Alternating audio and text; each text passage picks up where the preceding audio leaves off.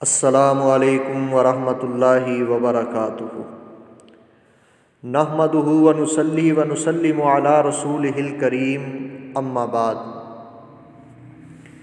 معزز طلباء و طالبات،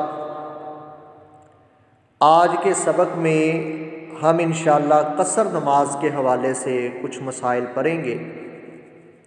سورہ النساء میں اللہ تعالیٰ فرماتے ہیں وَإِذَا ضَرَبْتُمْ فِي الْأَرْضِ فَلَيْسَ عَلَيْكُمْ جُنَاحٌ أَن تَقْصُرُوا مِنَ الصَّلَاةِ، کہ جب تم زمین میں سفر کرو تو تم پر کوئی گناہ نہیں ہے کہ نماز قصر کر کے پڑھ لو۔ اور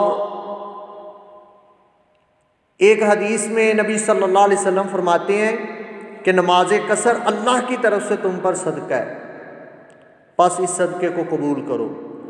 اور ایک حدیث ہے جسے شیخ البانی رحمہ اللہ نے صحیح کہا ہے، اس میں ہے کہ نبی صلی اللہ علیہ وسلم فرماتے ہیں کہ اللہ تعالیٰ پسند فرماتے ہیں کہ تم اس کی دی ہوئی رخصتوں کو قبول کرو، جس طرح وہ پسند کرتا ہے کہ تم اس کے احکام کو قبول کرو، اسی طرح اس کی رخصتوں کو بھی قبول کرو۔ پھر اماں عائشہ رضی اللہ تعالی عنہا فرماتی ہیں، یہ صحیح بخاری کی حدیث ہے کہ ابتدا میں شروع میں نماز سفر ہو یا حضر ہو، یعنی مسافر ہو یا مقیم، دونوں کے لیے 2 رکعت فرض کی گئی تھی۔ پھر سفر کی نماز کو اللہ نے پہلی حالت پر باقی رکھا ہے اور حضر کی جو نماز ہے اس کو مکمل کر دیا ہے۔ اسی طرح صحیح مسلم میں حدیث ہے، عبداللہ بن عباس رضی اللہ عنہما فرماتے ہیں کہ ان اللہ فرض الصلاۃ علی لسان نبیکم علی المسافر رکعتین، کہ اللہ تعالیٰ نے تمہارے نبی صلی اللہ علیہ وسلم کی زبان سے مسافر پر 2 رکعات فرض کی ہیں۔ لیکن یہ یاد رہے کہ جو مغرب کی نماز ہے وہ 2 نہیں پڑھیں گے، وہ 3 ہی پڑھیں گے۔ اسی طرح نماز قصر کی جو رکعات ہیں، اس حوالے سے سفر میں جو 4 رکعتوں والی نماز ہے وہ 2 رکعت کر کے پڑھی جائے گی، اور نماز مغرب جیسے میں نے ابھی بتا دیا ہے کہ وہ 3 ہی پڑھی جائیں گی۔ کیوں؟ کیونکہ صحیح بخاری میں حدیث ہے، عبداللہ بن عمر رضی اللہ عنہما فرماتے ہیں کہ رأیت النبی، میں نے نبی صلی اللہ علیہ وسلم کو دیکھا کہ جب آپ کو سفر میں جلدی ہوتی تھی تو نماز مغرب کی آپ 3 رکعت ہی پڑھتے تھے۔ اب سوال یہ ہے کہ نماز قصر کب کی جائے گی؟ جب آپ نے اپنے شہر سے باہر نکل جانا ہے، یعنی سفر کا ارادہ ہے اور آپ اپنے شہر سے باہر نکل گئے ہیں، تو اب جیسے ہی آپ اپنے شہر سے، اپنے گاؤں سے باہر نکل گئے ہیں، آپ کے شہر اور گاؤں کی حد ختم ہو گئی ہے، اس کے بعد آپ قصر شروع کر دیں گے۔ اور واپسی بھی اسی طرح ہے کہ جب تک آپ اپنے گاؤں اور شہر کی حدود میں داخل نہیں ہوتے اتنی دیر تک آپ قصر ہی پڑھیں گے۔ اسی طرح سیدنا علی رضی اللہ تعالی عنہ کے بارے میں آتا ہے کہ وہ کوفہ سے سفر کے ارادے سے نکلے تو اسی وقت انہوں نے قصر شروع کر دی، جبکہ ابھی وہ کوفہ کے مکانات کو دیکھ رہے تھے، یعنی شہر سے باہر نکل گئے تھے، شہر نظر آ رہا تھا تو انہوں نے قصر شروع کر دی۔ یہ بخاری میں آتا ہے۔ تو پتہ چلا کہ جب آپ اپنے گاؤں شہر کی حدود سے باہر نکلیں گے، واپس حدود میں داخل ہونے تک آپ مسافر ہیں اور قصر پڑھیں گے۔ آگے ہے کہ کتنے سفر پر نماز قصر ہوگی، اس کی حد کیا ہے؟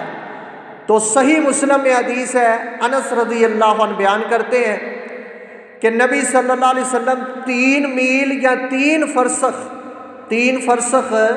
9 میل ہوتے ہیں، کہ اللہ کے رسول صلی اللہ علیہ وسلم، انس رضی اللہ عنہ کہتے ہیں 3 میل یا 9 میل پر قصر کیا کرتے تھے۔ تو 9 میل کا اگر ہم اپنے حساب سے اندازہ لگائیں تو ہمارے حساب سے یہ جو ہمارے ہاں پیمانہ چلتا ہے کلومیٹر کا، تو اس حساب سے یہ 21 کلومیٹر اور 700 میٹر بنتا ہے۔ یہ کتاب ہے اسلامی اوزان، فاروق اصغر سالم صاحب رحمہ اللہ انہوں نے لکھی ہے۔ اس میں انہوں نے بتایا ہے کہ یہ جو 9 میل ہیں یہ ہمارے اعتبار سے 21 کلومیٹر اور 700 میٹر بنتا ہے، یعنی 22 کلومیٹر لگا لیں آپ۔ تو جب آپ نے 22 کلومیٹر سفر کرنا ہو، اس سے کم ہو تو مسافر نہیں ہے، 22 کلومیٹر ہو یا اس سے زیادہ تو پھر آپ قصر کر سکتے ہیں۔ اب مسئلہ یہ ہے کہ ایک جگہ کب تک آپ قصر کر سکتے ہیں، یعنی کتنے دن؟ مثلاً ایک بندہ ایک جگہ پہ ہفتہ ٹھہرتا ہے، مہینہ ٹھہرتا ہے، 2 ماہ ٹھہرتا ہے، تو کب تک وہ قصر کرے گا؟ تو اس مسئلے کے اندر علماء کے درمیان اختلاف ہے، اور اختلاف کی جو وجہ ہے وہ یہ ہے کہ شریعت نے اس کی حد نہیں مقرر کی۔ شریعت نے حد نہیں مقرر کی کہ 3 دن سے زائد ٹھہرے تو پوری پڑے، یا 14 دن سے 19 دن سے 6 ماہ سے زائد ٹھہرے تو پوری پڑے، اس کی کوئی حد مقرر نہیں کی۔ تو اس لیے بعض علماء کا یہ بھی موقف ہے کہ 3 دن سے زائد ٹھہرے یا 4 دن یا اس سے زائد ٹھہرنے کا ارادہ ہو تو پوری پڑے۔ بہرحال دونوں طرف علماء کے موقف موجود ہیں، لیکن زیادہ جو بہتر اور مناسب بات محسوس ہوتی ہے، معلوم ہوتی ہے، وہ یہی ہے کہ شریعت نے حد مقرر نہیں کی۔ پھر سفر کے اندر جو آپ نے نماز پڑھنی ہے، کیا اس کو جماعت کے ساتھ پڑھیں گے، اذان بھی دیں گے یا نہیں؟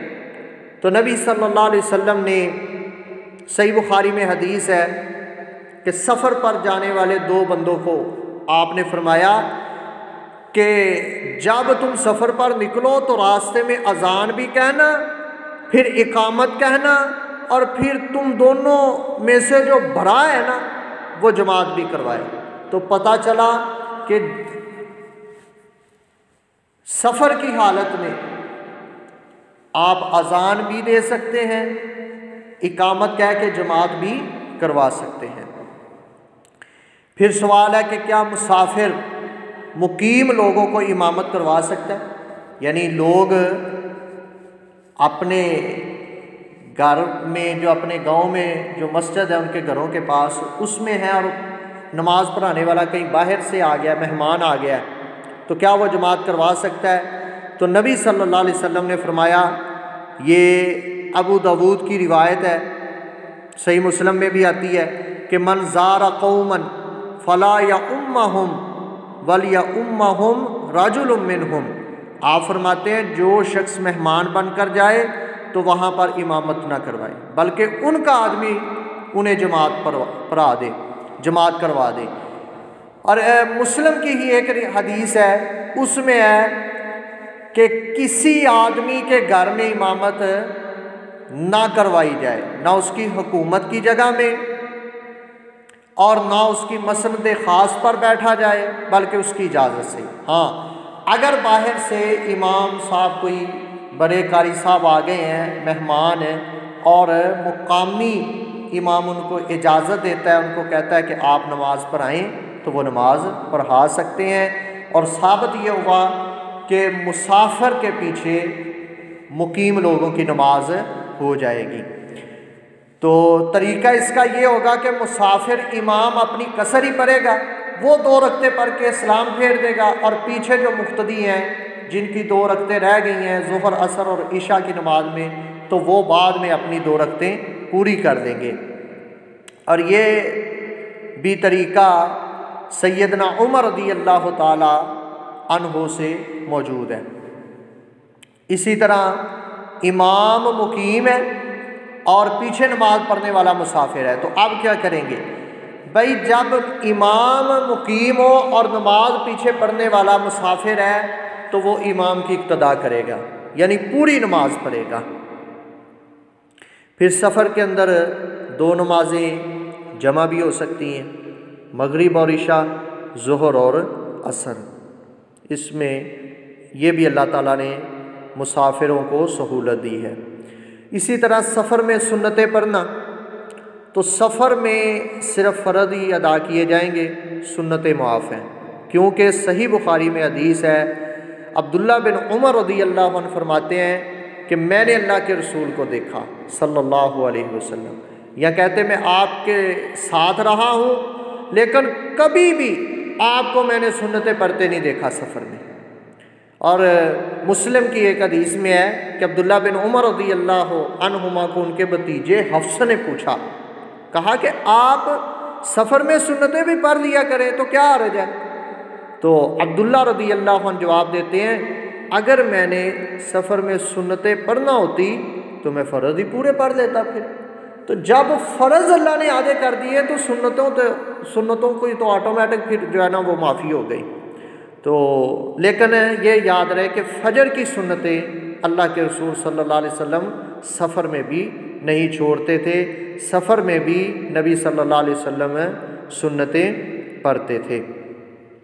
اور نوافل سفر میں ادا کیے جا سکتے ہیں، ٹھیک ہے، اور نوافل سواری پر بھی ادا کیے جا سکتے ہیں، اس کے دلائل موجود ہیں۔ اللہ تعالی ہمیں سنت کے مطابق عمل کرنے کی توفیق عطا فرمائے۔ وما علینا الا البلاغ المبین۔